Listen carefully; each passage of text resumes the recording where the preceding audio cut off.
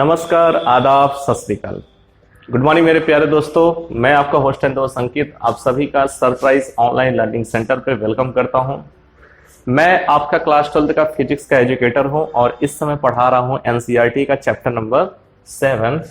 Chapter number 7 हम पढ़ रहे हैं इस समय।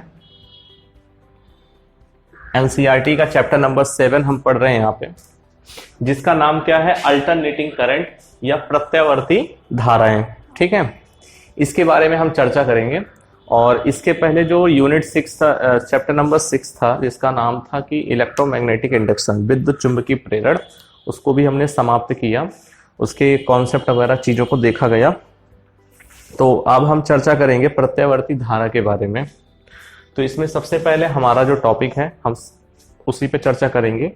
चर्चा क्या करेंगे, चलिए हेडिंग आप लोग लगा लीजिए सबसे पहले टॉपिक की तरफ। फिर हम धीरे धीरे जैसे हम चैप्टर में जाते जाएंगे, एक एक चीजों को समझते जाएंगे और खत्म होते वक्त आप इस पूरे चैप्टर के बारे में फुली कॉन्सेप्ट सीख चुके होंगे। ठीक है, तो चलिए कॉपी पेन कलम आप निकाल लीजिए और आज की पहली हेडिंग है, देखिए, एक चुंबकीय क्षेत्र में लिखेंगे एक चुंबकीय क्षेत्र में, पहले हेडिंग आप लोग लगाइए फिर बता रहे हैं। एक चुंबकीय क्षेत्र में अपनी अक्ष के परितः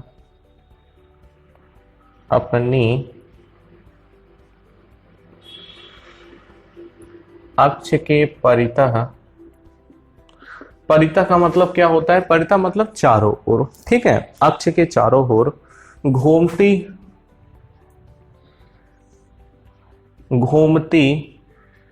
कुंडली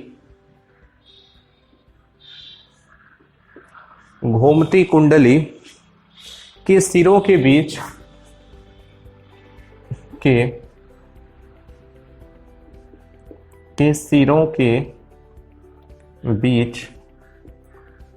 उत्पन्न प्रेरित वैद्युत वाहक बल, प्रेरित ईएमएफ। ईएमएफ का मतलब क्या है? प्रेरित वैद्युत वाहक बल।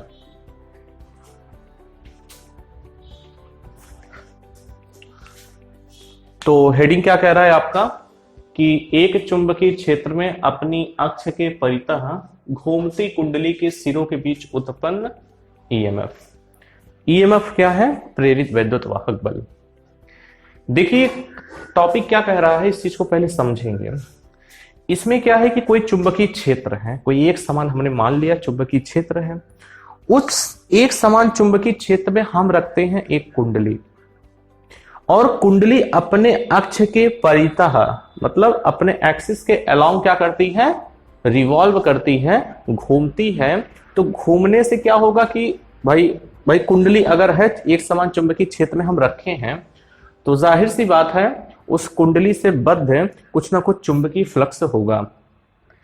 लेकिन अगर हम कुंडली को घुमाते हैं, कुंडली को रोटेट कराते हैं, तो उस कुंडली से बद्ध जो चुंबकीय फ्लक्स है उसमें परिवर्तन होगा। और हम जानते हैं कि जब कभी कुंडली से बद्ध चुंबकीय फ्लक्स में परिवर्तन होता है तो फैराडे के नियम के अनुसार उस कुंडली में प्रेरित वैद्युत वाहक बल, इंड्यूस ईएमएफ जनरेट होता है। उसी को हम इंड्यूस ईएमएफ कहते हैं। ठीक है, और हमें निकालना है कि उस जो प्रेरित वैद्युत वाहक बल, वह प्रेरित वैद्युत वाहक बल जो कुंडली को एक समान चुंबकीय क्षेत्र में रखने के उपरांत परितः घुमाने पर जो उत्पन्न हुआ है, उसका गणितीय परिमाण कितना होगा। अब तो कॉन्सेप्चुअली मैंने बता दिया कि हाँ, उसमें प्रेरित वैद्युत वाहक बल आपका उत्पन्न होगा, लेकिन कितनी अमाउंट में होगा, आइए हम इस बात को समझें। आज इस टॉपिक में मैं यही बताऊंगा कि जो प्रेरित वैद्युत वाहक बल है उसकी मैग्नीट्यूड कितनी है। यहां आपको डेरिवेशन भी सीखने को मिलेगा, एक कॉन्सेप्ट भी आपने सीखा यहाँ पे, और पेपर में यहां से न्यूमेरिकल भी देखने को मिलेगा। और मैं एक यंत्र आपको बताऊंगा जनरेटर के बारे में, जनित्र के बारे में, एसी जनरेटर आपको पढ़ाऊंगा। तो एसी जनरेटर में इसी कॉन्सेप्ट का हम वहां पे यूज करेंगे। क्लियर है? तो चलिए टाइम वेस्ट ना करते हुए आते हैं इसके कॉन्सेप्ट पर। तो सबसे पहले हम एक डायग्राम बनाते हैं, आप भी मेरे साथ डायग्राम बनाइए। फिर हम एक समझ डेवलप करते हैं कि कैसे ईएमएफ जनरेट हो रहा है। क्लियर है? तो सर्वप्रथम हम करेंगे क्या, एक समान चुंबकीय क्षेत्र बनाएंगे।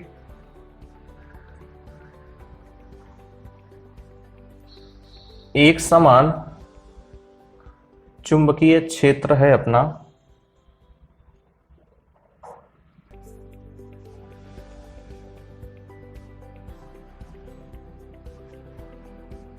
ये अपना एक समान चुंबकीय क्षेत्र है।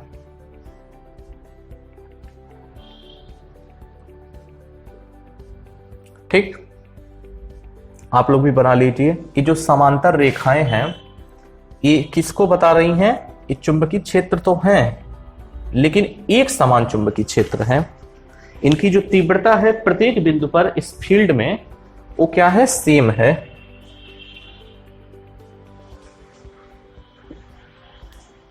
ठीक, इसकी तीव्रता को मैंने ले लिया, कितना है एक समान चुंबकीय क्षेत्र की तीव्रता को वेक्टर बी ले लिया। अब जैसा कि आपकी हेडिंग जो है, अब इस एक समान चुंबकीय क्षेत्र में हम रखेंगे क्या? कुंडली। अब इस कुंडली को हम रोटेट भी कराएंगे। तो पहले कुंडली यहां पे रखते हैं। एक कुंडली को हमने यहां पे रखा,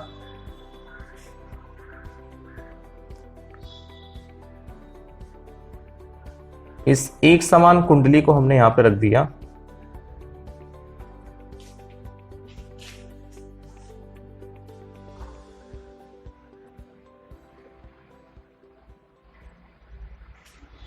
ये क्या है? आपकी एक समान कुंडली है जिसका नाम क्या है? ए बी सी डी हम चलिए नाम रख दे रहे हैं। ए बी पॉइंट है, ठीक है, बी सी डी। टॉपिक के अनुसार एक समान चुंबकीय क्षेत्र है और इस क्षेत्र में हमने एक कुंडली को भी रख दिया, लेकिन यहीं से ईएमएफ नहीं जनरेट होगा जब तक फ्लक्स में परिवर्तन नहीं होगा। तो उसको परिवर्तन कराने के लिए हम इसको क्या करेंगे? रोटेट कराते हैं। चलिए, हमने इसको रोटेट करा दिया। रोटेट का मतलब इसका घूर्णन करा दिया, इसकी अक्ष के परितः क्या करने लगा? ये रिवॉल्व करने लगा। इतनी बात आपको समझ में आई? इतनी बात अगर आपको समझ में आई है तो चलिए लिखते हैं। देखिए क्या मैंने कहा कि एक समान चुंबकीय क्षेत्र है और इस एक समान चुंबकीय क्षेत्र में मैंने एक कुंडली को रख दिया। ठीक है, अब कुंडली को रखा, धारावाही कुंडली है, करंट इसमें प्रवाहित हो रही है, तो फ्लक्स में परिवर्तन होगा। कैसे होगा? सॉरी, धारावाही कुंडली नहीं है, मतलब इसमें अब क्या होगा? आपकी ईएमएफ को जनरेट होगा। तो हम इसको अपने अपने अक्ष के परितः क्या कर रही है? रिवोल्यूशन कर रही है।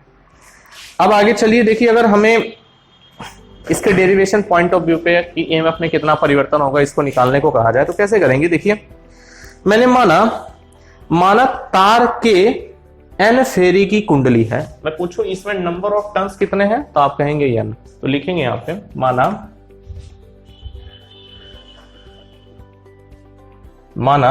कैपिटल एन फेरों की एक कुंडली, कैपिटल एन फेरों की एक कुंडली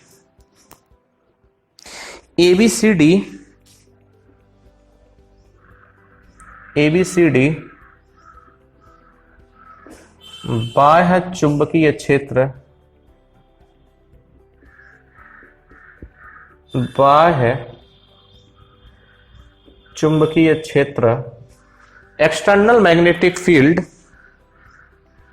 बाह्य चुंबकीय क्षेत्र वेक्टर बी में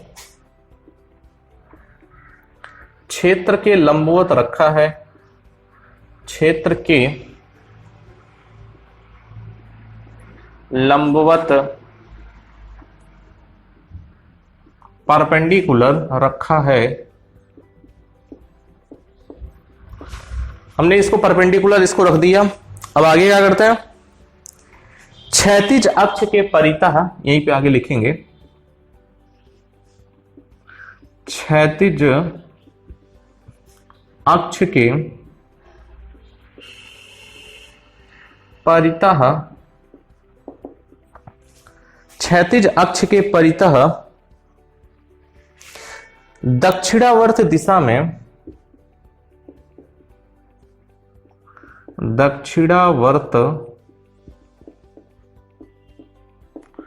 दक्षिणावर्त दिशा में एक कोण बनाएगा। दक्षिणावर्त दिशा में कोणीय वेग ओमेगा से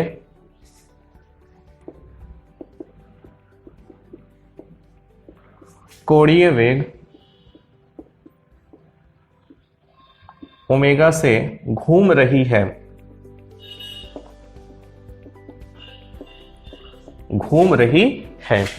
तो जिस एंगुलर वेलोसिटी से मूव कर रहा है उसको मैंने मान लिया कितना है, ओमेगा है। ओमेगा से रोटेट कर रही है अपने एक्सिस के अलोंग।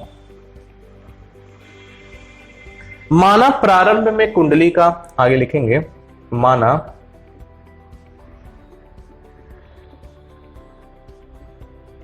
प्रारंभ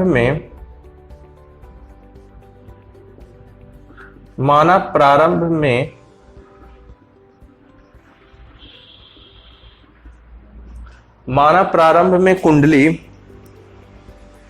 का तल चुंबकीय फ्लक्स का तल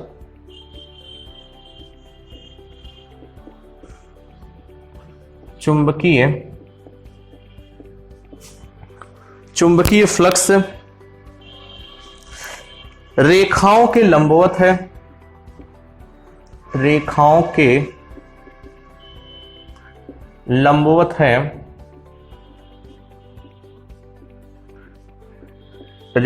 लंबवत है। आगे लिखते हैं, इस स्थिति में कुंडली के तल से, इस स्थिति में कुंडली के तल से, इस स्थिति में कुंडली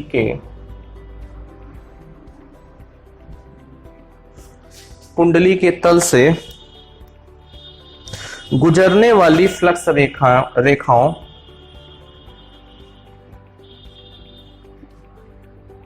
गुजरने वाली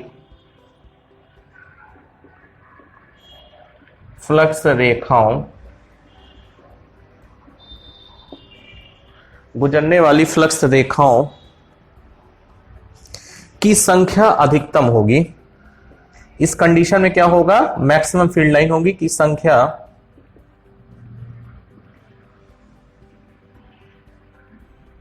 अधिकतम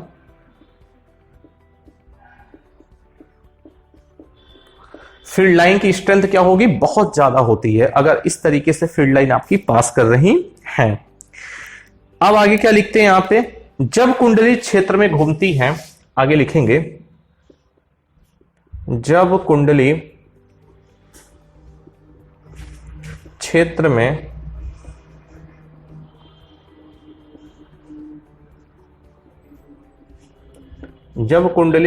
में घूमती है तो कुंडली से गुजरने वाला, कुंडली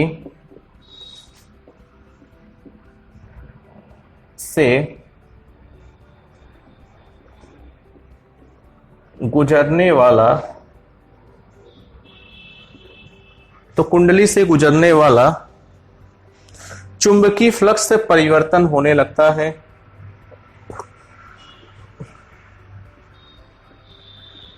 चुंबकीय फ्लक्स में क्या होता है, परिवर्तन होने लगता है। चुंबकीय फ्लक्स में परिवर्तन होने लगता है,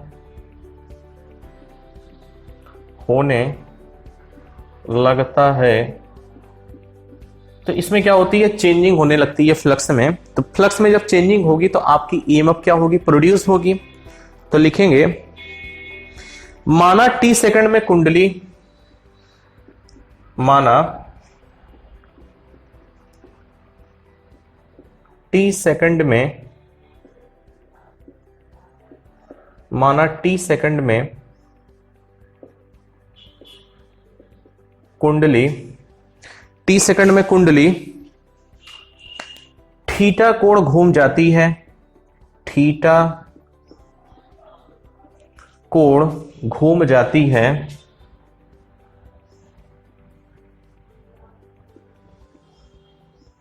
थीटा कोण घूम जाती है, इस क्षण कुंडली के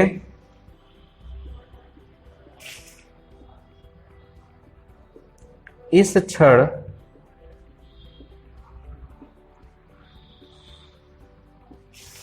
क्षण कुंडली के तल पर खींचा गया लंब, तल पर खींचा गया लंब जो परपेंडिकुलर होता है, लंब होता है, फ्लक्स रेखाओं के साथ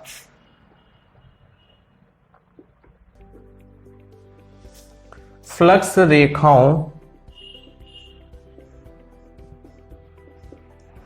रेखाओं के साथ थीटा कोण बनाता है, थीटा कोण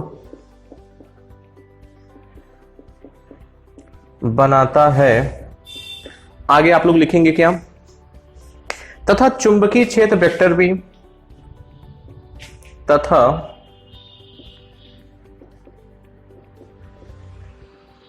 चुंबकीय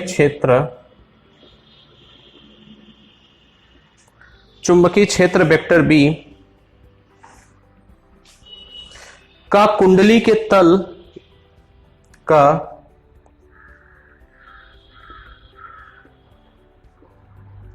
कुंडली के तल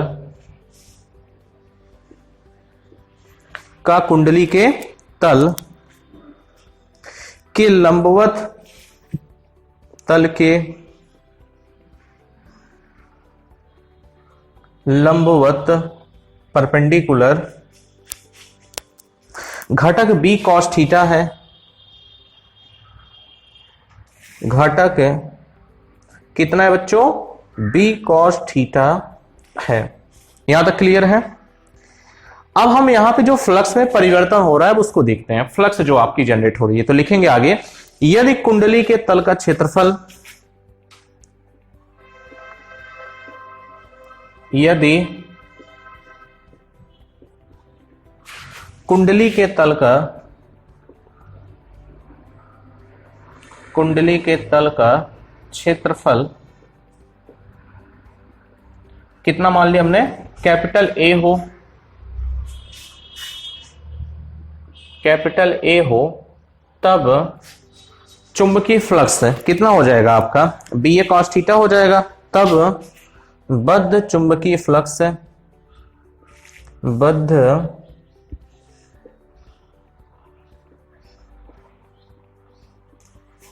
चुंबकीय फ्लक्स, तब आपकी जो इंटरलिंकिंग चुंबकीय फ्लक्स होगा, इतना पहले आप लोग लिख लो, फिर आगे हम करा रहे हैं। तब बद्ध चुंबकीय फ्लक्स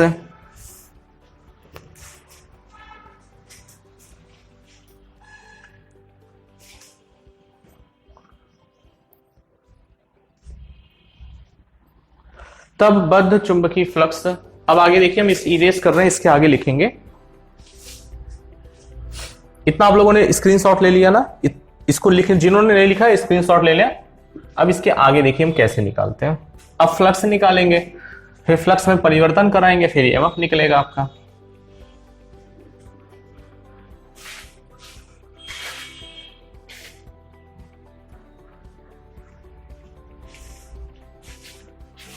देखिए अब फ्लक्स में जो फ्लक्स आपका कितना होगा? 5e।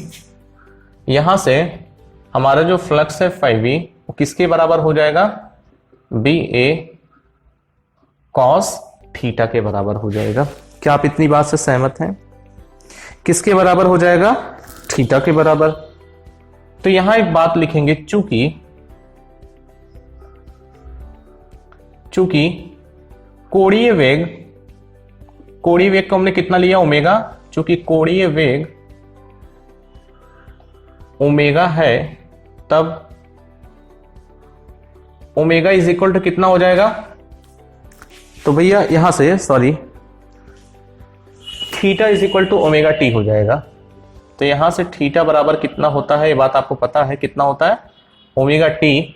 तो इसको हम ओमेगा टी के रूप में लिखना चाहें, कैसे बन जाएगा, five B is equal to B A cos omega T.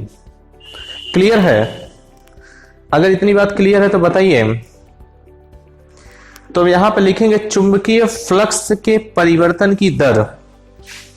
अब यहां पे यदि हम ई निकालना चाहें तो यहां पे लिखेंगे कि हम जानते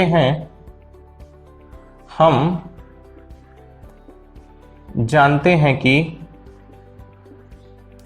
कि फैराडे के नियम के अनुसार जो प्रेरित वैद्युत वाहक बल ई है, ई बराबर कितना होता है, -n d⁵v बटा dt। ये बात मैंने आपको पढ़ाया था। अब यहां पे इस वैल्यू को लेकर के आएंगे, फाइव के स्थान पे कितना लिखेंगे, बी ए कॉस थीटा। तो चलिए करते हैं, E is equal to -n d/dt। 5e की वैल्यू कितनी है, B A cos omega T. Clear है? अब जो कांस्टेंट पार्ट है हम उसको बाहर ले लेते हैं। कांस्टेंट पार्ट को हम बाहर लेंगे।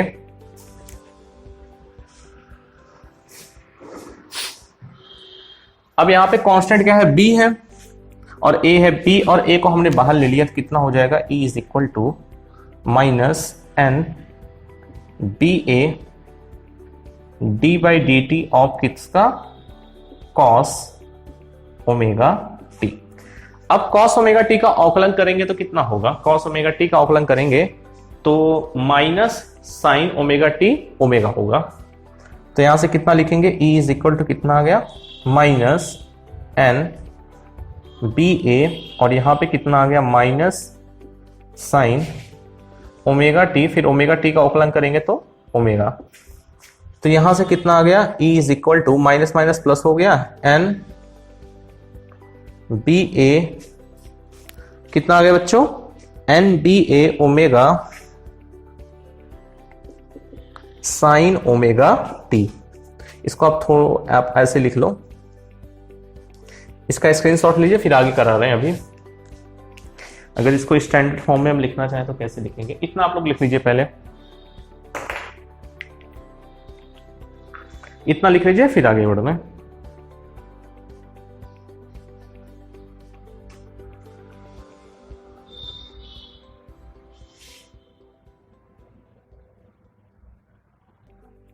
इसके बाद तब स्टैंडर्ड फॉर्म में हम लेके चलते हैं।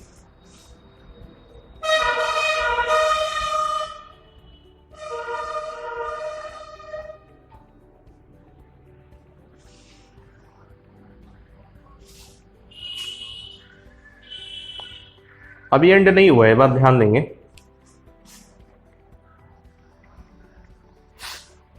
यहां तक आप पहले लिख लीजिए।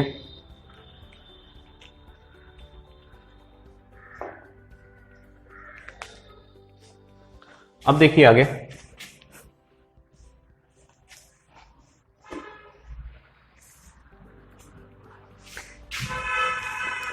इसके बाद आप लिखिए, यहां पे स्पष्ट है कि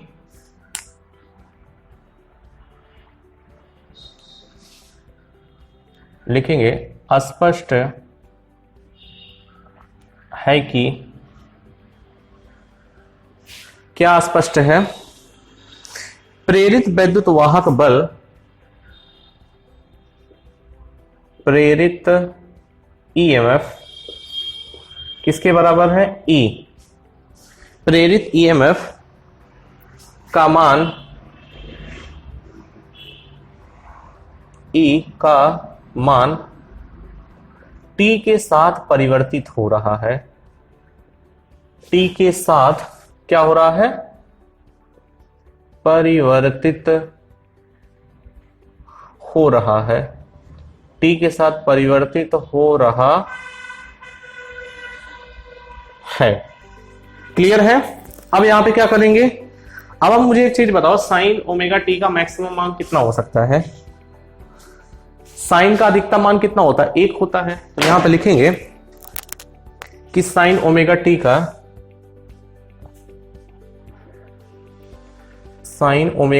का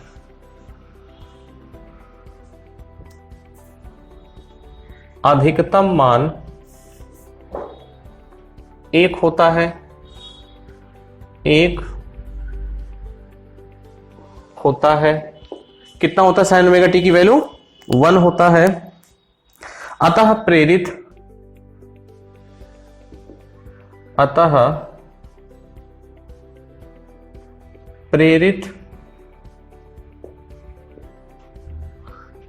ईएमएफ ई का महत्तम मान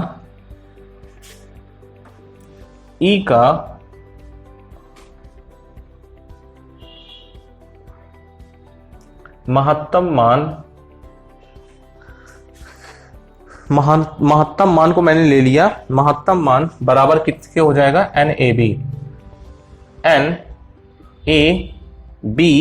ओमेगा के बराबर हो जाएगा। NAB omega. आगे लिखेंगे माना कि, और इसी को हम E नॉट मान लें, माना कि यह E नॉट है तब। अब इस पूरे पोर्शन को हमने क्या ले लिया? E नॉट ले लिया। तो यहां ले जाके पुट करेंगे तो इसको आप समीकरण 1 मान लीजिए। तब समीकरण 1 से कितना हो जाएगा? E इज इक्वल टू, अब इस पूरे प्लेस के स्थान पे हम क्या लिख सकते हैं? यहां पे हम लिख सकते हैं E नॉट, तो हो जाएगा E is equal to E naught sine omega T. इसके साथ में परिवर्तन होता है। ये काफी इंपॉर्टेंट है भाई। अगर आप इसके लिए ग्राफ बनाना चाहें तो ग्राफ ऐसे आप बना सकते हैं। साइनसॉइडल ग्राफ बनेगा, इसका साइन का ग्राफ फॉलो करेगा।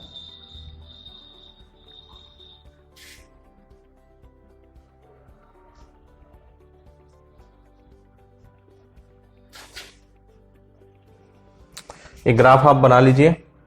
ये 0 है। मैक्सिमम वैल्यू कब होगा? π/2 पे। फिर पाई पे 0 होगा।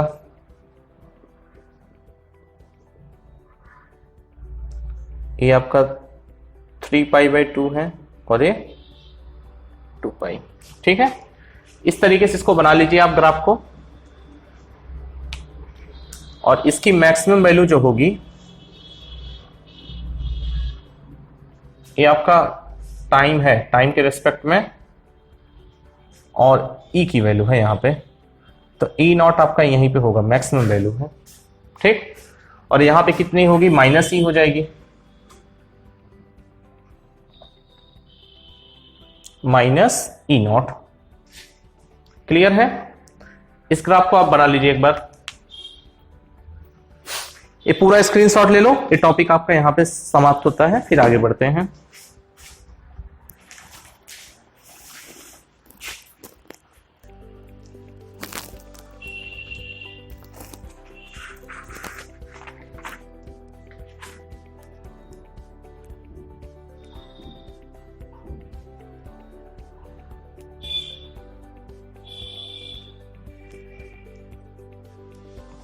चलिए आगे बढ़ते हैं। अब इसके बाद कुछ हम इंपॉर्टेंट डेफिनेशंस देखेंगे।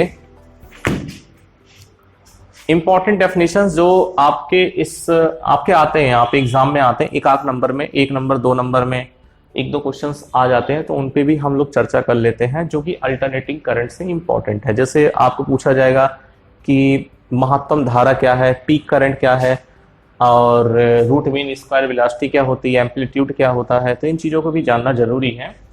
तो इतना आपने लिख लिया होगा। अब उसके बाद हम चर्चा करते हैं कुछ इंपॉर्टेंट डेफिनेशंस की तरफ। चलिए इसको इरेज करते हैं हम।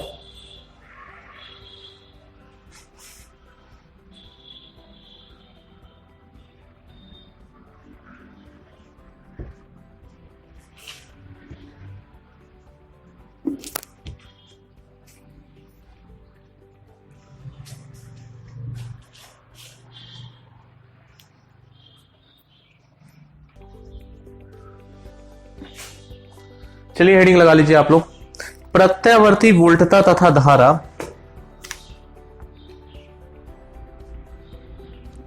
प्रत्यावर्ती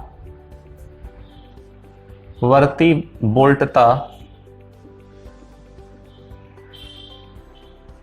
तथा धारा, प्रत्यावर्ती वोल्टता तथा धारा के संबंध में कुछ परिभाषाएं, के संबंध में कुछ परिभाषाएं,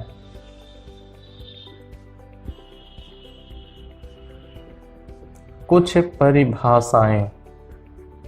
तो कुछ डेफिनेशंस हम देखेंगे जो आपके पेपर में इंपॉर्टेंट हैं और यहां से 1 मार्क्स के आपके क्वेश्चन आते हैं। सिर्फ परीक्षा पूछी जाए, मतलब परीक्षाओं में सिर्फ डेफिनेशन आता है सिंपली कि क्या कैसे हैं। चलिए कुछ डेफिनेशन लिखना शुरू करिए। अब लिखेंगे महत्तम मान, शिखर मान क्या होता है, इन सब के बारे में देखेंगे। अधिकतम, आप एक वर्ड सुनेंगे इस चैप्टर में कि धारा का अधिकतम मान आई नॉट, वोल्टेज माने विभव का अधिकतम मान, ये क्या है, अधिकतम मान या फिर महत्तम मान या फिर हम आयाम की बात करेंगे, तो ये सब क्या है इसके बारे में देखेंगे। तो आप लोग हेडिंग लिखिए पहले, महत्तम मान अथवा शिखर मान। पहली हेडिंग आप लोग लिखिए, इसके डेफिनेशन लिखेंगे। महत्तम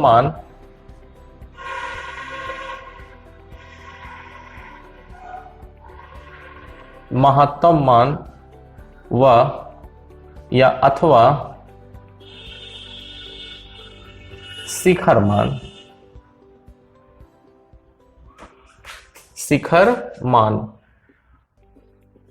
अच्छा, इसी को इंग्लिश में हम कहते हैं मैक्सिमम वैल्यू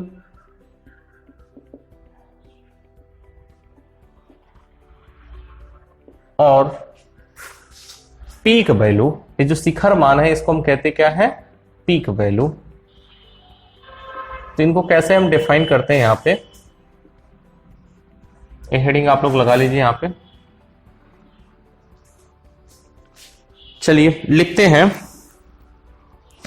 चुंबकीय क्षेत्र में घूमती हुई कुंडली, या हम इस तरीके से लिखेंगे, लिखिए चुंबकीय क्षेत्र में घूमती हुई कुंडली, चुंबकीय क्षेत्र में घूमती हुई, चुंबकीय क्षेत्र में घूमती हुई कुंडली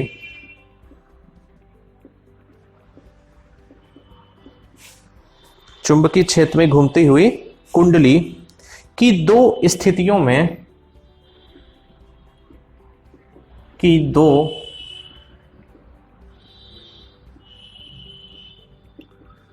दो स्थितियों में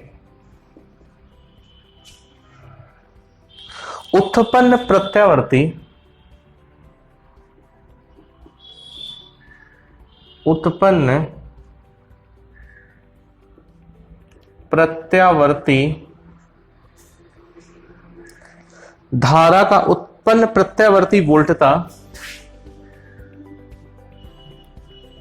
वोल्टता तथा प्रत्यावर्ती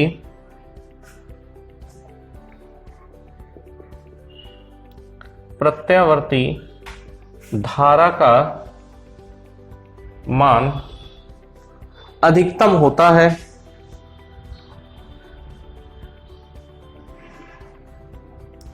अधिकतम होता है।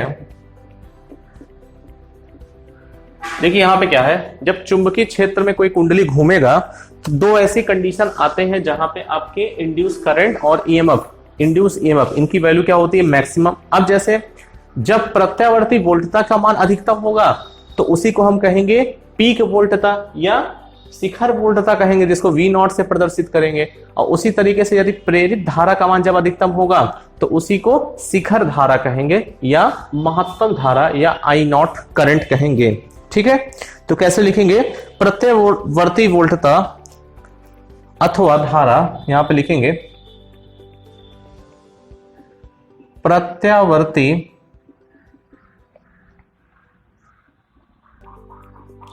वोल्टता, प्रत्यावर्ती वोल्टता अथवा धारा के इस अधिकतम मान को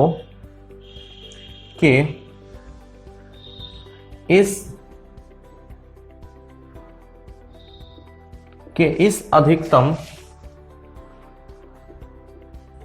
मान को प्रत्यावर्ती वोल्टता तथा इसके अधिकतम मान को वोल्टता अथवा धारा का मान को वोल्टता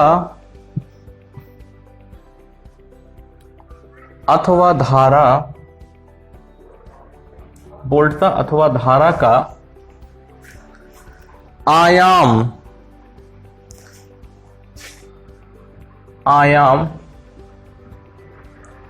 अथवा शिखर मान कहते हैं। इसी को पीक करंट कहते हैं, शिखर मान कहते हैं। इसी को क्या बोलते हैं? Peak value of the current कहते हैं, शिखर मान कहते हैं।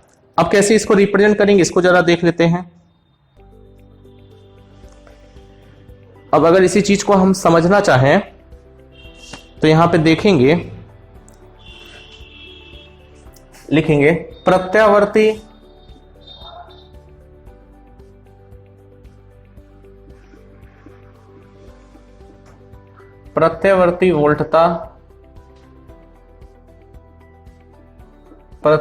वोल्टता का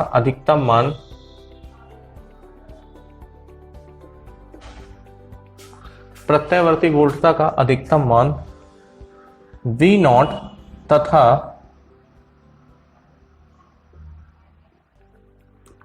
प्रत्यावर्ती धारा का अधिकतम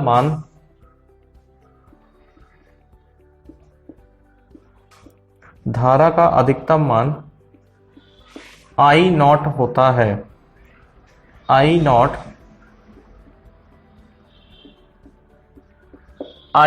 होता है। अब इसको एक डायग्राम के थ्रू हम समझ लेते हैं। एक डायग्राम आप बना लीजिए जहां पे हम दोनों धाराओं को बना दे रहे हैं।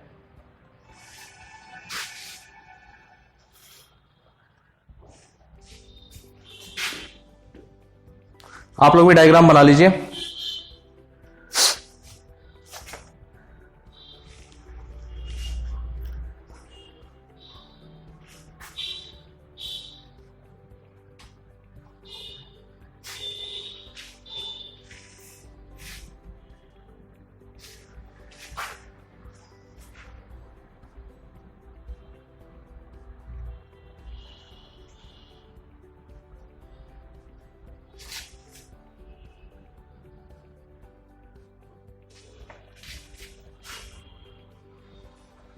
ओके, अब इसको देखिए कैसे बनाएंगे।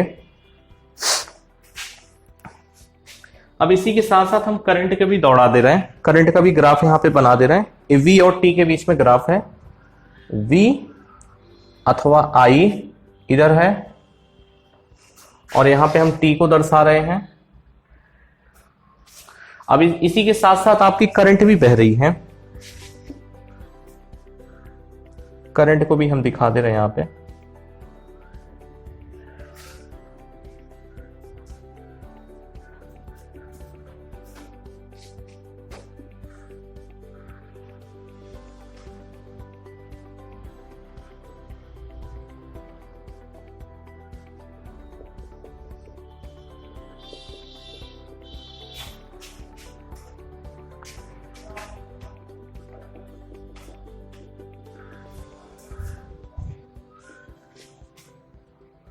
इसको लिखिए आप।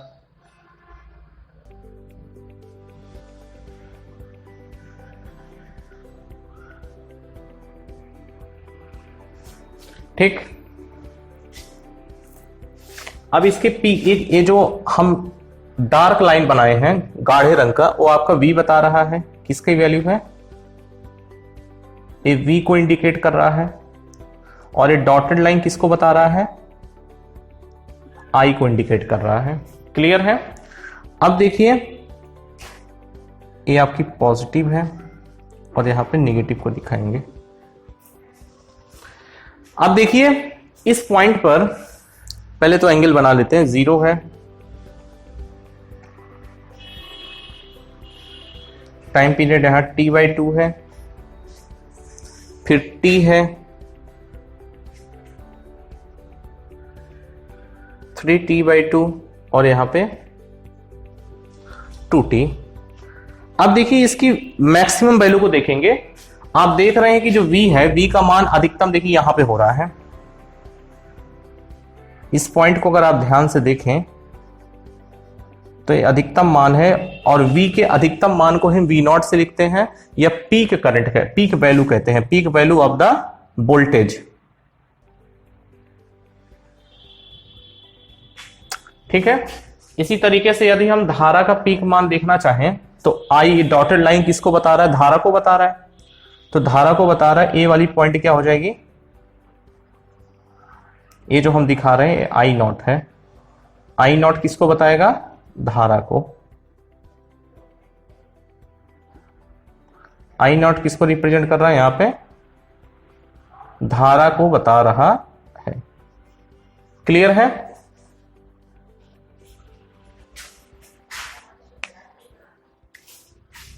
ओके, इसका स्क्रीनशॉट ले लो आप लोग, इसका स्क्रीनशॉट ले लीजिए।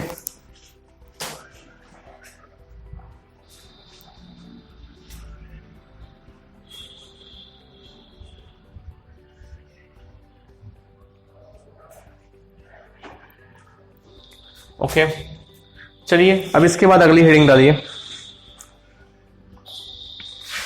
अगली हेडिंग हम लोग देखेंगे टाइम पीरियड के बारे में।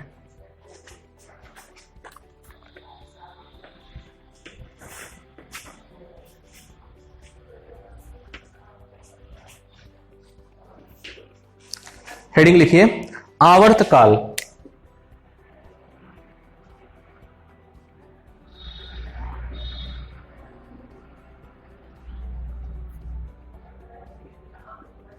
आवर्तकाल जिसको हम क्या कहते हैं?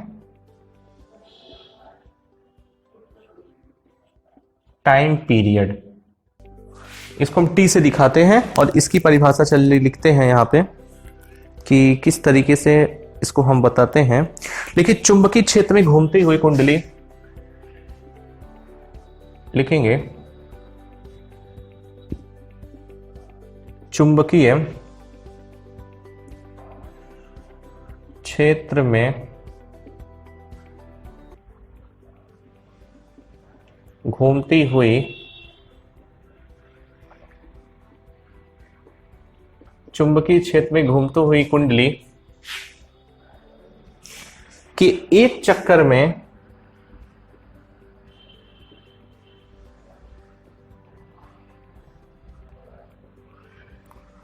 एक चक्कर में क्या करती है? परिपथ में उत्पन्न धारा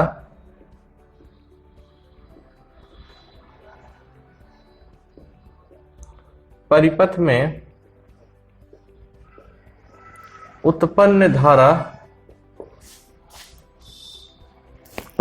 उत्पन्न धारा पहले एक दिशा में शून्य से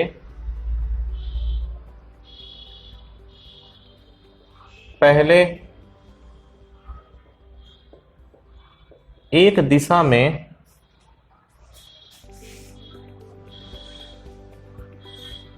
शून्य से अधिकतम एक दिशा में शून्य से अधिकतम होता है, अधिकतम तथा फिर विपरीत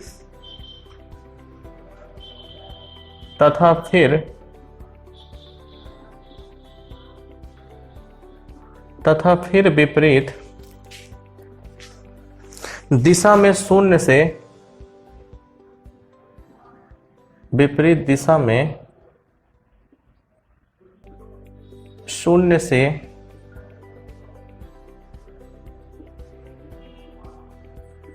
अधिकतम होता है,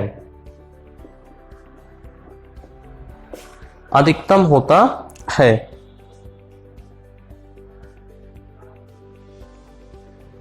वह अधिकतम से शून्य हो जाती है, वह अधिकतम से शून्य हो जाती है।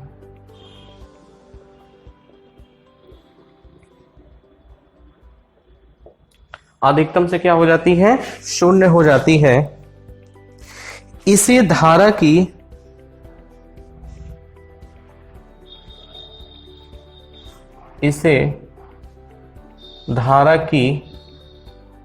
साइकिल कहते हैं।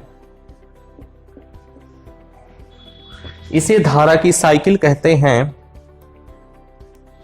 अब आगे लिखेंगे, प्रत्यावर्ती धारा को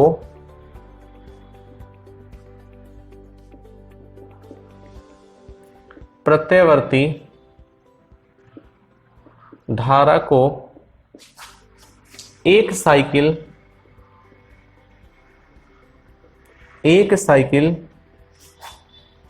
पूर्ण करने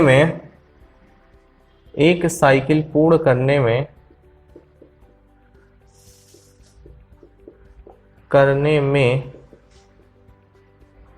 लगा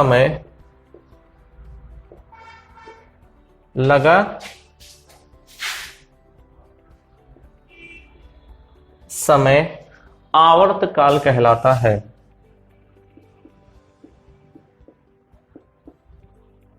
आवर्तकाल कहलाता है। क्या कहते हैं उसको? टाइम पीरियड कहते हैं। और यहां से टी बराबर बच्चों कितना हमने बताया आपको? टी बराबर जो होता है वो 2 पाई अपॉन ओमेगा के बराबर होता है। इसको भी लिख लीजिए, इसका स्क्रीनशॉट ले लो।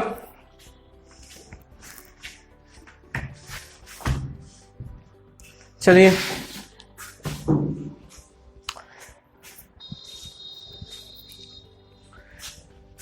तो बच्चों आज के लिए हम इतना ही रख रहे हैं। अब हम कल फिर चर्चा करेंगे। कल की क्लास में आगे और भी डेफिनेशन है उसको बताएंगे, फिर उसके बाद आईआरएमएस और पीक करंट के बीच में रिलेशंस को देखेंगे। ठीक, तो आज के लिए इतना ही। तब तक के लिए धन्यवाद। देखते रहिए, पढ़ते रहिए, पढ़ाई करते रहिए आप लोग। Thank you and have a nice day.